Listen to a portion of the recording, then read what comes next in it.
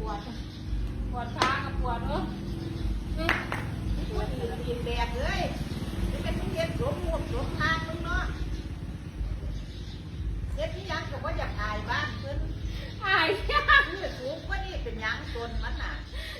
อันนี้มันต่ำด้วยเนี่ยปวดเนาะนั่นละคือสูงกว่านี่ใส่เกือบชนย่องกันพอนอ้อมบ้านแล้วก็